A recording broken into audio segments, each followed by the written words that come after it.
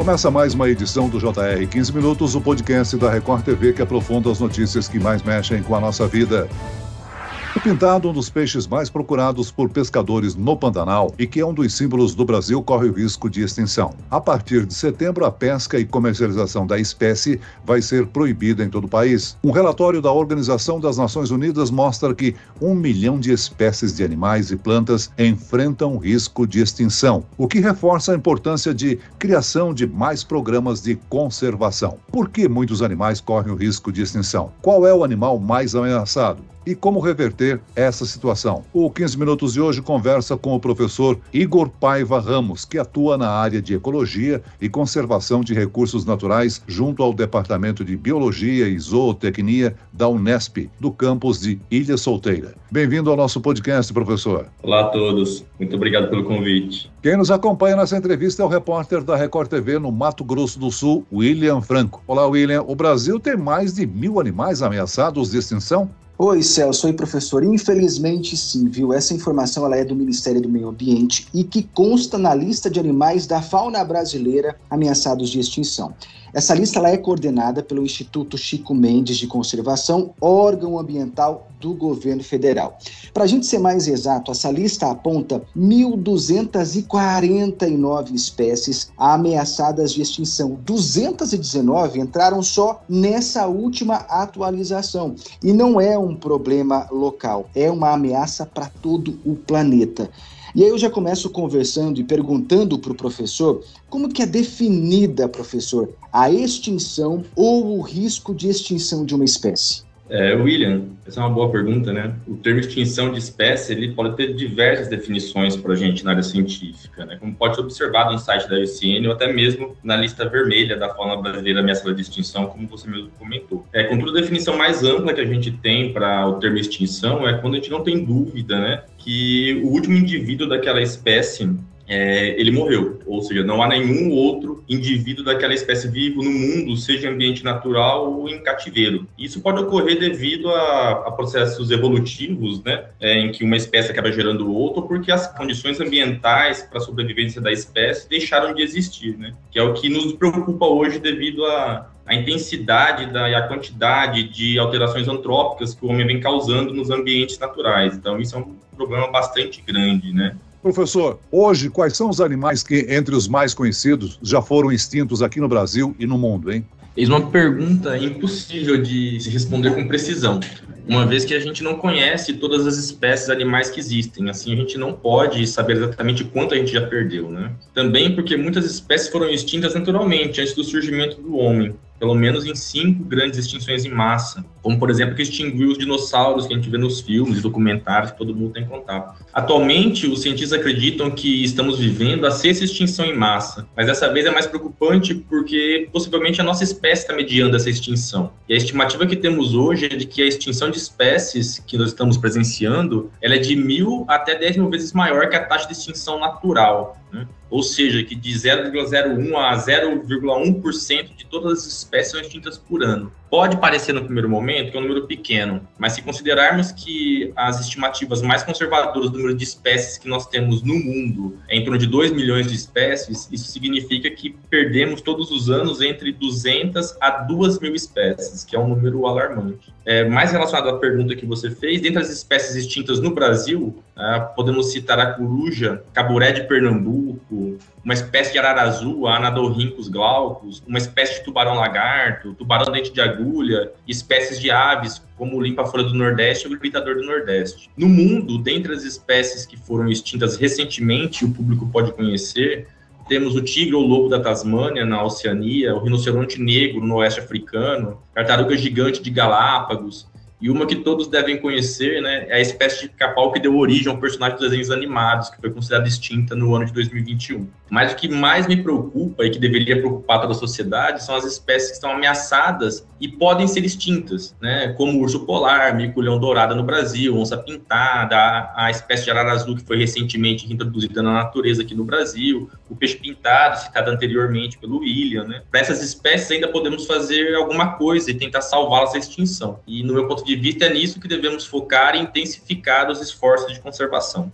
Professor, a extinção é um processo natural que aconteceu com diversas espécies ao longo da história. Os animais que vemos hoje, por exemplo, são diferentes daqueles encontrados no passado? Hoje, quais são os principais motivos que têm colocado tantos animais diante dessa ameaça? Sim, os animais que nós vemos hoje, eles são diferentes, né? Os animais que nós tínhamos no passado, né? Como o William colocou, né? Ele já identificou alguma das causas, né? No Brasil, nós temos 3 principais causas, que são agropecuária, expansão urbana e produção de energia. Isso independentemente da região e do bioma que nós estivermos avaliando no Brasil. Isso porque essas 3 atividades, elas têm um potencial de descaracterizar os hábitats, né? Os ambientes onde as espécies vivem.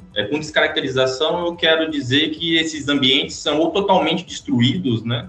Ou que perdem muito da sua qualidade ambiental a ponto de impedir a continuidade do ciclo de vida das espécies. E aí nós acabamos tendo os processos de extinção. Mas a depender do bioma, no caso do Brasil, nós podemos ter outras causas igualmente importantes e preocupantes, né? Como caça na Amazônia e na Caatinga, mineração na Caatinga, poluição na Mata Atlântica, queimadas no Pantanal, que nós estamos infelizmente vendo, né, nos últimos anos, pesca predatória tanto em ambiente continental quanto no ambiente marinho, introdução de espécies não nativas, né? Que são espécies que foram inseridas em ambientes em que elas não existiam naturalmente, turismo desordenado, dentre muitas outras ameaças que juntas colocam boa parte da nossa fauna e flora em situação preocupante de ameaça de extinção. Agora, os levantamentos de animais sob ameaça reforçam aí a importância de novos programas de conservação da biodiversidade. Existem medidas eficientes para proteger os animais em risco de extinção? Sim, existem. Nós temos bastante exemplos pelo mundo, né? Como o caso da China, do urso panda. E no Brasil, recentemente, as mídias divulgaram, né, o caso da ararinha azul, que foi solta novamente no Brasil, que era um animal que estava extinto há mais de 20 anos. Mas o que a gente pode fazer para conservar esses organismos de maneira geral é a conservação de áreas naturais com boa qualidade ambiental.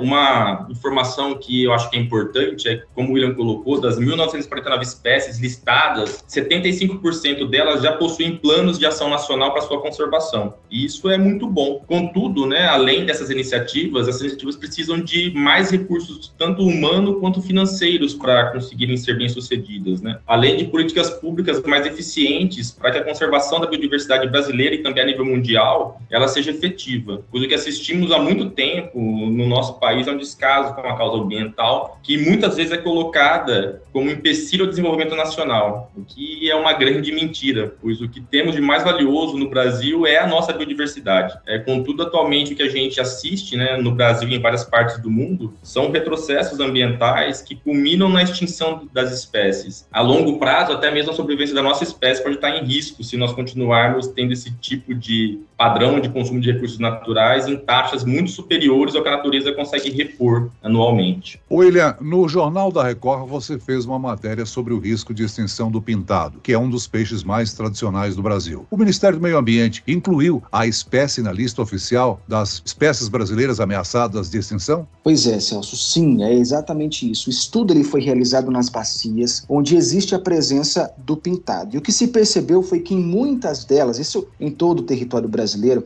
a população do pintado diminuiu bastante. Em outras, já quase não se encontra mais. Aqui em Mato Grosso do Sul, na região do Pantanal, por exemplo, o peixe está na bacia do rio Paraguai e também em rios menores que acabam desaguando no Paraguai. Só que aqui tem uma polêmica também. O Instituto do Meio Ambiente pediu um novo estudo pela Embrapa Pantanal para apresentar ao governo federal, mas o fato é de que é uma realidade. O peixe está diminuindo em todo o Brasil. E aí, professor, eu te pergunto, aqui a lista mostra que está vulnerável, né? E esse termo vulnerável seria um alerta vermelho. E a outra questão também eu acho importante, proibir a pesca protege a espécie?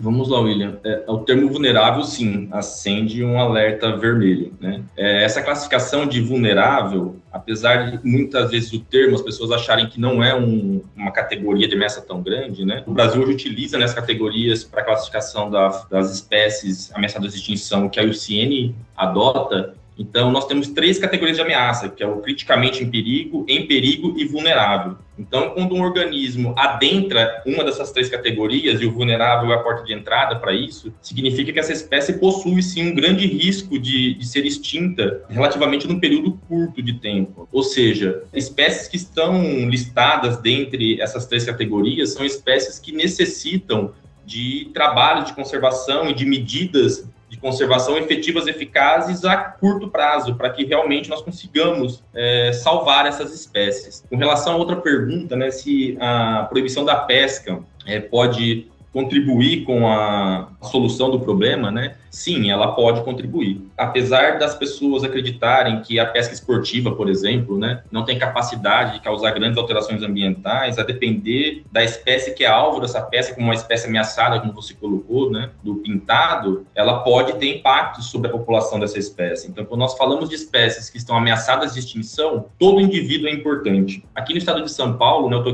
eu fico em Ilha Solteira, da minha sala aqui eu tenho o prazer de ver o Rio Paraná, essa espécie praticamente a gente não ouve falar mais dela, e era uma espécie muito abundante em todo o Rio Paraná, né? E aqui a gente praticamente não ouve falar mais a respeito de pintado, né? No Pantanal a situação é um pouco diferente, os rios têm uma situação de conservação melhor. No entanto, os estudos indicam também, né, que possa estar havendo um declínio populacional, e esse foi o motivo pelo qual a espécie foi incluída nessa lista vermelha. O William mostrou na reportagem no Jornal da Record imagens da pesca predatória. Professor, classifica para a gente quando a pesca é considerada predatória. Uma pesca predatória, Celso, ela ocorre quando nós não respeitamos, né, o ciclo de vida das espécies. Ou seja, nós realizamos capturas com números, né, de indivíduos capturados muito acima do que a população consegue repor naturalmente, né? Capturamos organismos com tamanho abaixo do tamanho mínimo para a espécie. Esse tamanho é estipulado com base em dados científicos que, teoricamente, acima daquele tamanho, o animal já vai ter realizado pelo menos uma reprodução e, assim, colaborado com a manutenção da sua espécie, da sua população no ambiente natural. Eu assisti a reportagem do William, né? Como a gente vê naquele barco, né, que a maior parte daqueles pintados estão abaixo do tamanho mínimo de captura e uma quantidade enorme, né? Então, quando a gente fala de uma espécie ameaçada de extinção como o pintado, com capturas de organismos que indivíduos que ainda não colaboraram com a população, com reprodução, isso é muito preocupante, se tratando de uma espécie ameaçada de extinção. Nós temos no Brasil agora o período de defesa em que não é permitido a captura e comércio de espécies nativas, né? E o governo, então, tem um auxílio para os pescadores para que eles não pesquem durante esse período. É uma medida, eu acho, bastante importante para contribuir com a conservação de estoques pesqueiros, né? E para evitar essa pesca predatória. O que a gente tem noção, professor, é que os pescadores profissionais têm real consciência de preservação, de obedecer o defeso, né? Na maior parte das vezes, eles obedecem o período de defeso, sim. Porque eles recebem uma indenização durante esse período, né? Eu estou aqui numa cidade em que a pesca é importante, nós ouvimos relatos de pessoas que não obedecem, né, esse período de defesa e acabam pescando, capturando esses animais e comercializando durante esse período. O problema maior disso, Celso, está relacionado à falta de fiscalização. O Brasil tem a maior rede hidrográfica do mundo, né? Uma área gigantesca de rede hidrográfica, de rios, lagos, reservatórios, que é praticamente impossível ser fiscalizado de maneira efetiva com o contingente que nós temos relacionado às polícias ambientais em todo o Brasil. Então, isso é um grande problema. Então, são poucas as autuações, são poucos os pescadores que não cumprem esse período de defesa, que acabam sendo autuados, que acabam sendo pegos, né, cometendo esse crime ambiental. O professor, essa pesca predatória, ela se enquadra na lei de crimes ambientais e gera uma pena de 1 a 3 anos de prisão, mais a multa. Na sua visão, uma punição mais pesada poderia ser o caminho para tentar mudar esse cenário? William, eu acho que na situação que nós temos no Brasil, sim, eu creio que sim. Eu acho que um dos grandes problemas, né, da questão ambiental no Brasil, dos crimes ambientais que são cometidos no Brasil, é a falta de punição, né? As punições raramente ocorrem. Quando elas ocorrem, é o que você coloca, são crimes de menor potencial ofensivo, então eles têm uma pena baixa, acaba sendo convertido em outras modalidades de penalidade, e isso não inibe que as pessoas continuem a cometer crimes ambientais. Relacionado à pesca, por exemplo, as multas que são aplicadas, elas são baixas, né? E quase nunca são pagas pelo infrator. Então, isso acaba servindo de, não vou dizer de incentivo, né? Mas não cumpre com o papel de inibir com que essas pessoas continuem cometendo esses crimes, né? Então, eu acho que sim, uma punição mais severa para esse tipo de crime, né?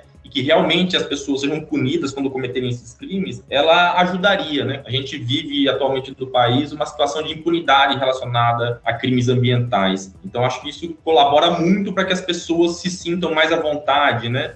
E tenham quase que certeza da impunidade relacionada a cometerem esse tipo de crime. Muito bem, nós chegamos ao fim desta edição do 15 Minutos. Eu quero aqui agradecer a participação e as informações do professor Igor Paiva Ramos. Muito obrigado, professor. Eu que agradeço, Celso. Muito obrigado pela oportunidade. Estamos à disposição. E agradeço também a presença do repórter da Record TV, William Franco. Obrigado, William. Obrigado, Celso. Foi um prazer. Um abraço, professor. Abraço, William.